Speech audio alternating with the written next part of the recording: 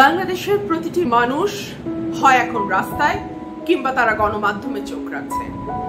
এর মধ্যেই আমরা ঘোষণা শুনেছি আজকে বিক্ষোভ মিছিল হবে সারা বাংলাদেশ জুড়ে, আগামী কাল থেকে অসহযোগ আন্দোলন শুরু। আজকে বিক্ষোভ মিছিলে আমি থাকবো বেলা ৩টার সময়। প্রেস ক্লাবে একটি হবে শহীদ মিনার থেকে, এবং আরো বিভিন্ন জায়গা থেকে আসলে গণমিছিল আসবে। আমরা যারা যোগ দিচ্ছি, আমরা বিভিন্ন জায়গায় কথা বলছি। আসলে এখন না কোনো সমন্বয়ক বা কোনো লিডার এভাবে আসলে হচ্ছে না বিষয়গুলো। মানুষ স্বতঃস্ফূর্তভাবে রাস্তায় নামছে, যে যেভাবে পারছে, যেখান থেকে পারছে, পদযাত্রায় অংশ নিচ্ছে, মিছিলে অংশ নিচ্ছে, মানববন্ধনে অংশ নিচ্ছে, যে যার মতো করে, যে যার ভাবে সম্ভব আসলে সকলেই পথে নেমে এসছে। ৯ দফা ছিল, সেই ৯ দফা এখন ১ দফায় পরিণত হয়েছে। আমি দেখছিলাম ফেসবুকে একটি ভিডিও যেখানে রক্ত দিয়ে লেখা ৯ দফা, একটি বুলেট বা একটি গুলি চালানো হলো সেই ৯ দফা বরাবর, সাথে সাথে ৯ দফাটি পরিবর্তিত হয়ে গেল ১ দফা। সারা বাংলাদেশে আপামর জনসাধারণ এখন আসলে ১ দফা দাবি নিয়ে মাঠে নেমেছে, এবং এটা যেহেতু কোনো বিশেষ দল বা কোনো গোষ্ঠী বা কোনো মতাদর্শের মানুষের আন্দোলন নয়, এটি যেহেতু গণমানুষের আন্দোলন, সেজন্য এটা নেতৃত্ব আসলে গণমানুষের হাতেই। আমি কখনো ফোন করে জিজ্ঞেস করছি যে আচ্ছা আজকে কোথা থেকে আমি যাত্রা শুরু করব, কোথায় আসবো, কোথায় মিছিল, কেউ সেভাবে বলতে পারছে না। কেউ বলছে আপনি প্রেস ক্লাবে চলে যান, কেউ বলছে আপনি শহীদ মিনারের সামনে চলে যান, কেউ বলছে আপনি মানে বুদ্ধিজীবী কবর, শহীদ বুদ্ধিজীবীর যে কবরস্থান আছে সেখান থেকে যাত্রা হবে। মানে আসলে কেউ সঠিকভাবে কিছুই বলতে পারছে না, কিন্তু সকলেই জানে যে তারা পথে নামবে, এটুকু আমরা আসলে সকলেই জানি। এবং সরকারও খুব সম্ভবত বুঝতে পেরেছে যে তার সময় একেবারেই ঘনিয়ে এসছে, তার হাতে একেবারেই সময় নেই।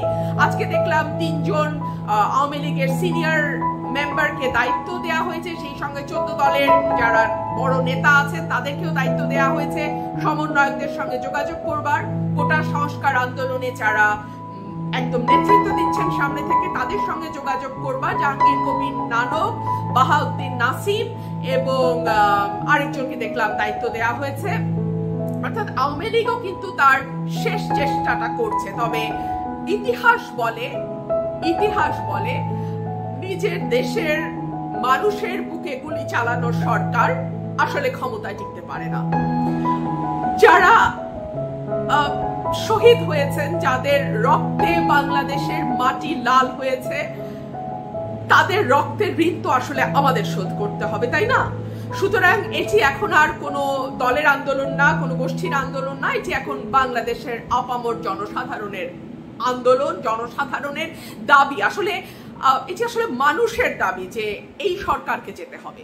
যথেষ্ট হয়েছে। এর মধ্যেই আমি দেখলাম ফেসবুকে আরেকটি ভিডিও ভীষণভাবে ঘুরে বেড়াচ্ছে, সেটি হচ্ছে অতি ঘৃণিত এক ব্যক্তি মানিক সাহেব। তিনি বিচারপতি ছিলেন এক সময়, শামসুদ্দিন মানিক। তিনি ক্যামেরার অন্তরালে বা মানে রেট্রোসেম টু দা পয়েন্টে অংশগ্রহণ করে তিনি উপস্থাপিকার সঙ্গে কি ধরনের ব্যবহার করেছেন, এবং উপস্থাপিকা কতটা ধৈর্যের সঙ্গে, কতটা প্রফেশনালিজমের সঙ্গে, কতটা নিরপেক্ষভাবে কিন্তু বিনীতভাবে কিন্তু দৃঢ়ভাবে তার সঙ্গে আচরণ করেছে, সেটা আমরা সকলেই দেখেছি। কিন্তু সেই অনুষ্ঠান শেষ হয়ে যাবার পরে সেই উপস্থাপিকাকে রাজাকারের বাচ্চা বলে গালি দেয় এই কালো মানিক। তার কত বড় সাহস! এটা আসলে এই দুশ্চরিত্র বদমাশ এবং মানে যে কোনো ভাবে হোক ক্ষমতায় টিকে থাকা আওয়ামী লীগের লেজুর বৃত্তি করা একজন লোক বলেই এইভাবে মানুষকে অবজ্ঞা করে গালি দেবার সাহস পায় মানিক। সে উপস্থাপিকাকে বলে আপনি তো রাজাকারের বাচ্চা। সঙ্গে সঙ্গে উপস্থাপিকা দাঁড়িয়ে যান এবং চিৎকার করে বলেন আপনার কোনো রাইট নাই আমাকে রাজাকারের বাচ্চা বলার, আমি মুক্তিযোদ্ধা পরিবারের সন্তান। তিনি বারবার বলতে থাকেন দৃঢ়ভাবে এবং শক্তভাবে এবং কিছুটা উঁচু গলায় তিনি স্পষ্টভাবে বলেন আমি মুক্তিযোদ্ধা পরিবারের সন্তান। এই কালো মানিক যখন বাংলাদেশে মুক্তিযুদ্ধ হয় সেই সময় তিনি লন্ডনে ছিলেন। পরবর্তীতে বিদেশে থাকা মুক্তিযোদ্ধার ক্যাটাগরিতে বা কোটায় তিনি 96 সালে যখন আওয়ামী লীগ 21 বছর পর তবা তিল্লা করে জনগণের কাছে মাফ চেয়ে ক্ষমতায় আসে, তখন তিনি বিচারপতি হিসেবে তাকে নিয়োগ দেওয়া হয়। আওয়ামী লীগ 2001 সালে ক্ষমতা থেকে গেলে বিএনপি সরকার ক্ষমতায় আসে এবং তার নিয়োগ প্রক্রিয়া বাতিল করা হয়, তাকে বিচারপতির পদ থেকে সরিয়ে দেওয়া হয় এবং সেটি ছিল বাংলাদেশের ইতিহাসে সঠিকতম সিদ্ধান্ত। মানিকের মতন একটি নিম্ন স্তরের দলীয় দালাল, মানিকের মতো একটি উন্মাদ, মানিকের মতো একটি কারাপ্ট, মানিকের মতন একটি ভীষণ রকম বায়াসড লোকের বিচারপতির পদে থাকবার ন্যূনতম কোনো যোগ্যতা নাই। 2008 সালে আওয়ামী লীগ ক্ষমতায় এসে আবার মানিককে ফিরিয়ে নিয়ে আসে। শুধু যে ফিরিয়ে নিয়ে আসে তাই নয়, রেট্রোস্পেক্টিভ এফেক্ট দিয়ে মানিকের সিনিয়রিটি নির্ধারণ করা হয় এবং তাকে অ্যাপেলেট ডিভিশন পর্যন্ত এলিভেটেড করা হয় বা প্রমোশন দেওয়া হয়। সেই মানিক এখন জায়গায় জায়গায় টকশো করে বেড়াচ্ছে। বাংলাদেশের ইতিহাসে কোনো বিচারপতি এইরকম নির্লজ্জভাবে কাপড় খুলে টকশোতে নামে নাই, কিন্তু মানিক সেটা করেছে এবং তার কত বড় স্পর্ধা, তার কত বড় সাহস, তার কত বড় অডাসিটি, তার কত বড় বেত্তামিজি, সে বাংলাদেশের স্বাধীন বাংলাদেশে দাঁড়িয়ে নির্বিচারে, না জেনে, না শুনে, না বুঝে, শুধুমাত্র তাকে প্রশ্ন করবার কারণে এবং আর কোনো কারণ নেই, কেবলমাত্র তাকে প্রশ্ন করবার কারণে একজন উপস্থাপিকাকে, একজন স্বাধীন দেশের সাংবাদিককে তিনি রাজাকারের বাচ্চা বলে গালি দেন। রাজাকারের বাচ্চা। উপস্থাপিকা সাংবাদিকের বাবা তুলে তিনি গালাগালি করেন এবং উপস্থাপিকা অন এয়ার অত্যন্ত ঠান্ডা মাথায়, শান্তভাবে, পেশাদারিত্বের সঙ্গে তাকে হ্যান্ডেল করলেও অফ এয়ারে যখন তার বাবা তুলে গালি দেওয়া হয় তিনি তার মেজাজ হারান এবং যেটা 100% কারেক্ট ছিল। তার জায়গায় আমি হলে মানিক তার চেহারার আকার রেখে ওই ঘর থেকে বেরোতে পারত না, তাকে পিটিয়ে আমি লম্বা করতাম, তার পিটিয়ে তার চেহারার নকশা পাল্টায় দিতাম। কিন্তু ভদ্র মহিলা, ভদ্র, বেশি ভদ্র এবং অত্যন্ত পেশাদার বলেই বাপ তুলে গালি দেবার পরেও তিনি ঠান্ডা মাথায় শক্তভাবে তার প্রতিবাদ করেন এবং বলেন আমি মুক্তিযোদ্ধা পরিবারের সন্তান এবং বারংবার 5 বার 6 বার তিনি এই কথাটি বলেন এবং একটি কথাই তিনি বলেন আমি মুক্তিযোদ্ধা পরিবারের সন্তান, আপনি কোন সাহসে আমাকে রাজাকারের বাচ্চা বললেন।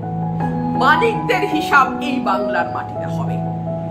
মানিক যদি মনে করে সে লন্ডনে পালিয়ে গিয়ে এইবার রক্ষা পাবে তাহলে ভুল। এই মানিক জাফর ইকবাল শ্রেণীর কীট পতঙ্গের বিচার বাংলাদেশের মাটিতেই হবে। আর দ্বিতীয় যে খবরটি আপনাদেরকে দিতে চাই, আবহাওয়া খারাপ বুঝলেই বা দিন খারাপ আসছে এই রকম বাতাস পেলেই সবচেয়ে আগে যে পালায় সে হচ্ছে ওসমান পরিবারের শামীম ওসমান এবং তার বাংলাদেশ ছেড়ে চলে যাওয়া, তিনি এখন সপরিবারে ব্যাংককে আছেন, তার বাংলাদেশ ছেড়ে চলে যাওয়াই প্রমাণ করে আওয়ামী লীগের হাতে একেবারেই সময় নাই। আওয়ামী লীগ যতই নানক বা নাসিম বা অন্যান্যদেরকে দিয়ে চেষ্টা করুক সমন্বয়কদের সঙ্গে মিটিং করে পরিস্থিতি শান্ত করার, পরিস্থিতি শান্ত হচ্ছে না। কারণ আমি বিশ্বাস করি আন্দোলন এখন আসলে আর কোনো ব্যক্তির হাতে নাই। আপনি আজকে সার্জিস আলমের সঙ্গে বসেন, কালকে নাহিদ ইসলামের সঙ্গে বসেন, পরশুদিন আরেকজনের সঙ্গে বসেন, কোনো লাভ হবে না। কারণ আন্দোলন এখন আর কোনো ব্যক্তির হাতে নাই। আন্দোলন এখন 17 কোটি মানুষের হাতে চলে গেছে, গণমানুষের হাতে চলে গেছে। প্রতিটা ঘরে ঘরে এখন নাহিদ ইসলাম, প্রতিটা ঘরে ঘরে এখন মুগ্ধ, প্রতিটা ঘরে ঘরে এখন সাধারণ মানুষ তারা জেগে উঠেছে। এর নামে গণ অভ্যুত্থান। সুতরাং আমি সরকারকে বলতে চাই আপনার হাতে সময় একেবারেই নাই। মানুষের ঘৃণা যা কুড়িয়েছেন সেটা উপর্যুপরি এখন শান্তিপূর্ণভাবে ক্ষমতা হস্তান্তর করে আপনি সরে যান। এখন আপনার সরে যাওয়ার সময়। কোনোভাবেই আর ক্ষমতা বা গদি রাখবার উপায় আপনার হাতে নাই।